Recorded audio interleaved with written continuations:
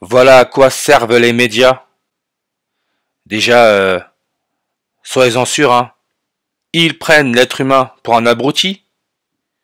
Mais quand je vois des news comme ça me fait rire. Parce que la programmation est là. Et c'est là que c'est dangereux. Il faut savoir lire ce que les médias écrivent. Le réchauffement climatique a un impact sur la vitesse de rotation de la Terre selon une étude. Selon une étude, n'oubliez pas qu'il y a 2 jours, il y a eu le pont à Baltimore qui s'est effondré. Le Francis Scott Key. Maintenant on nous raconte la Terre, sa rotation est ralentie. En raison de la fonte des glaces, le niveau des eaux augmente, ce qui modifie la façon infime de la rotation de la Terre. Ce phénomène pourrait changer notre façon de mesurer le temps. On sait bien que le temps n'existe pas, juste un moyen de nous manipuler. Et on part de la planète bleue au ralenti, selon une étude de la revue scientifique Nature, parue mercredi 27 mars. Le 27 mars. Pourquoi le 27 mars 273? Parce que la page Wikipédia Lune donne 273 langues comme le 27 mars. La Lune est un objet de haute technologie, très très haute technologie. La Lune est responsable de cette illusion. Et on peut aussi voir sa période de révolution.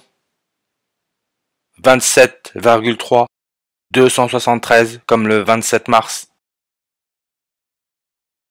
Quand on écrit le mot lune, ça nous donne le nombre 56.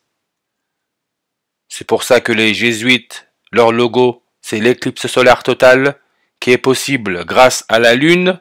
La lune éclipse le soleil et laisse juste la couronne. C'est pour ça que Society of Jesus, la compagnie de Jésus, donne 56. Paris-France 56. C'est un ordre religieux 56. Coronavirus, Corona, la couronne solaire 56. Rotation de la Terre, page Wikipédia, 56 langues. Et quand en géométrie on écrit rotation de la Terre, ça nous donne en reverse 259. L'eau, qui est responsable du ralentissement de la Terre, parce que la glace fond. Eau, 259 langues, page Wikipédia. Et cette nouvelle étude est sortie dans la revue Nature, qui, quand on regarde bien, a été lancée en 1869 par le Britannique Joseph Norman Lockyer. Joseph Norman Lockyer. Vous avez le mot lock, qui veut dire cadenas, cadenasser, tenir prisonnier. Cadenas, 40 langues. N'oubliez pas, Brandon Morris Scott, le maire de Baltimore, là où le pont a été détruit, il donne le 298 en reverse, Brandon Morris Scott. Parce que c'est une mise en scène. Le césium, qui est un élément chimique, le nom a été formé sur le latin cesius, qui veut dire bleu ciel, référence à la Terre, bleu ciel. Son rayon atomique, si on regarde, 298.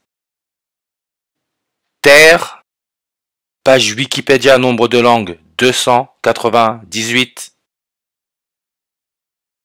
Et Brandon Scott, le maire de Baltimore, il va fêter son 40e anniversaire le 8 avril ou avril 8.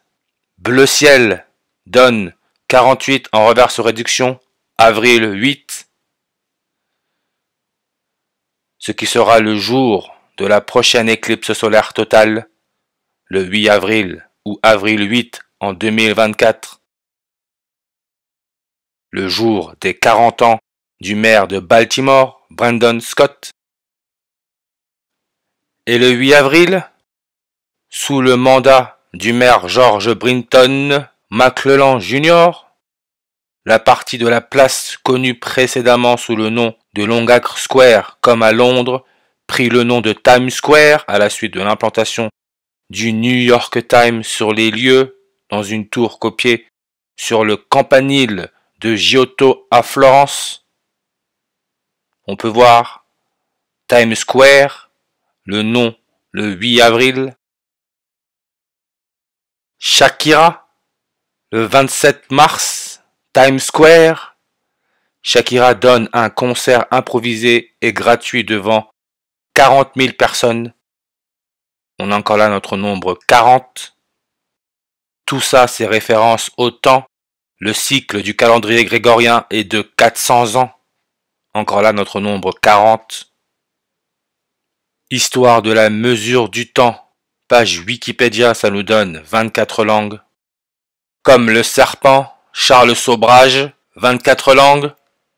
Le serpent a donné la pomme à Adam et Ève, pomme 62, 26, 73, 19, temps 73, 19, 62, 26, 100%.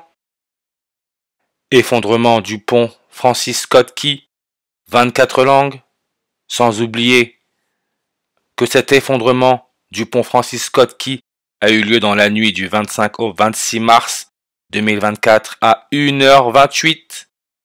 128. Atmosphère terrestre, 128 langues. Joseph Norman Lockyer, qui est à l'origine de la revue Nature. Il est aussi crédité avec Jules Janssen pour la découverte de l'hélium et le fondateur de la revue Nature. L'hélium. Hélium, si on regarde son rayon atomique, on se rend compte, là encore, le 128. Heure de l'effondrement du pont Francis Scott Key, 1h28.